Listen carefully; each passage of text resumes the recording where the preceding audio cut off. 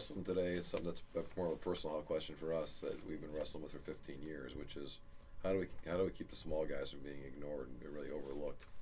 We talked on a couple different things today in terms of the system being rigged against them, the owners not being good at promoting themselves, and a big part of the reason why we've created the show is to help promote and share some of the stories that are very good stories of the small business owners. Do you think we're just talking to ourselves here, Adam, or do you think the listening audience has a few people out there who would disagree with what we're saying? They think the small business owner generally gets a fair shake, or are we barking up the wrong tree? I'd love to talk to somebody who thinks differently than us. That's for sure. Be hard pressed to make a case, but I'd love to hear it at 440-946-9468. Let us know about it. We'd be happy to kind of respond to it. If you think that the owners of small companies are given that fair shake and that they're given great opportunities. In fact, usually it's rigged against them to a certain extent. So what can we do about that? Well, we can certainly start talking about it a little more than is being talked about. We can create a focus on advocating for small businesses, not just fancy startups that everyone likes. And it's work, and it's not easy, and we can flap our gums here if we want to and end up going nowhere, but that's not our intention. What we'd like to do is have impact on small business needs, and we know the needs are significant. You know the needs are significant if you run a small business. And it isn't just giveaway stuff, it's playing by the rules, understanding the rules, and then being rewarded accordingly. Not be cut out because, hey, you aren't organized, you aren't significant in the sense of affecting policy. There's a lot of money out there, and it should be going more to Main Street. Should be. Jobs are jobs if that's what the bureaucrats want. And by God, it's easier to take an existing company and make it a little better and let them grow and let them bring the jobs in. So there's a lot of great stories out there. We have a lot of them. We have a client that just moved locations. He's been a client for about 4 years now. And he's doubled his business. He's grown from 6 employees to 17 employees. And now they went and bought another building, so they own 2 buildings now. What a great story.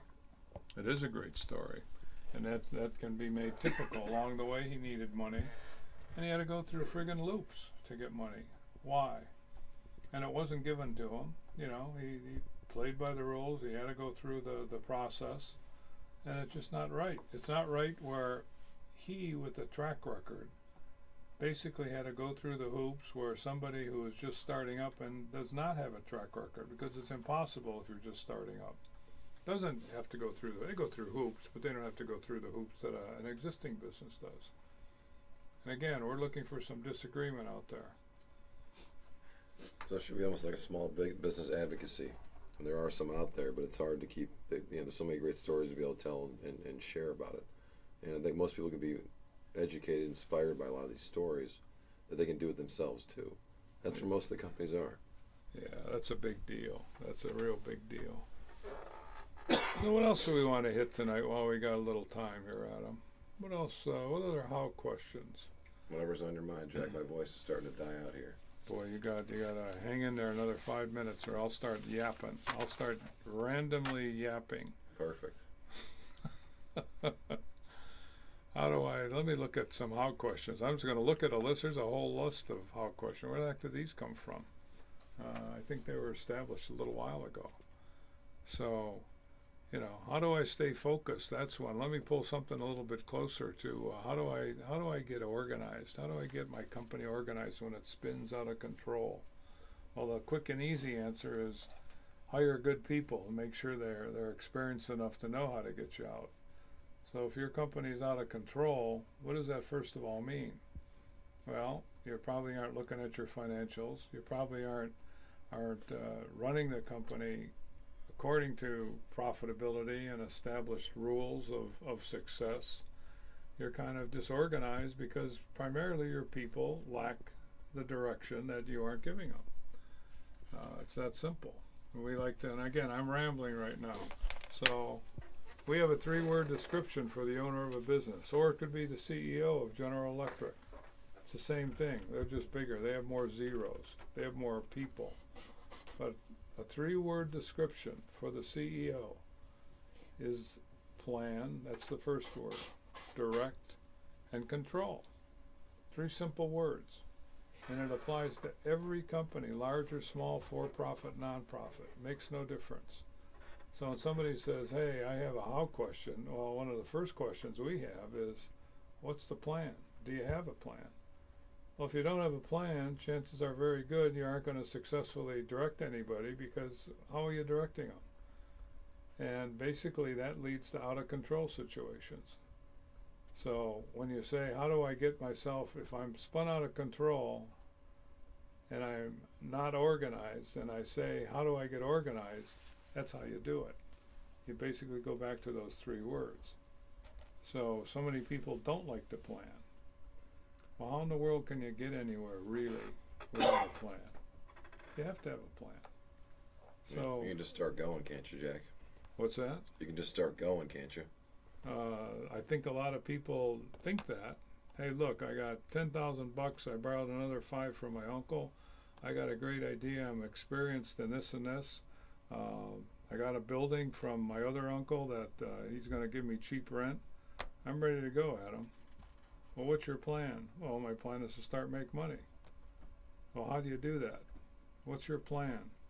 I don't have a plan, but I know I can do this. And about maybe a year and a half, 2 years later, we can go back to that company and they aren't there anymore because they're out of business.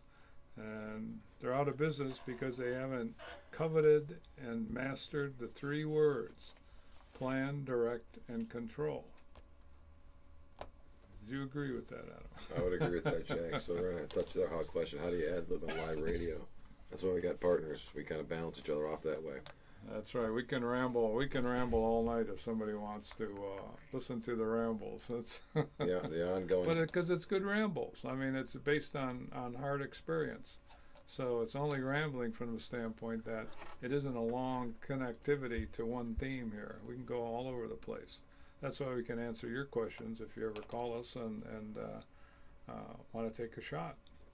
Part of the beauty of rambling or brainstorming is you start to get on rolls and start throwing things out there, and next thing you know, you get things like the Unstuckers, Jack. The Unstuckers. There are a couple of movies like that. The Untamed, or I can't remember. I'm thinking of City Slickers. I don't know.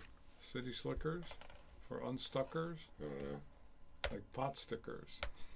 Pot stickers. You must be getting hungry. I am hungry. Thinking with your belly. That's all right. We were at an event, the Steve Case event. The food there was absolutely terrible. Whatever food they gave us. I don't know who prepared that one. Had to be a fundraiser. I'll take your word for it, Jack. All right. Well, thank you for joining us again on this week's edition of Dirty Secrets of Small Business. I invite you to tune in every Wednesday at 7:30 p.m. If you have any questions before, please feel free to email us at radio@maximumvp.com. Go to our website, maximumvp.com/how, and fill out the form there. You can call us directly at 877-849-0670. Hey, call us. We have a lot of fun.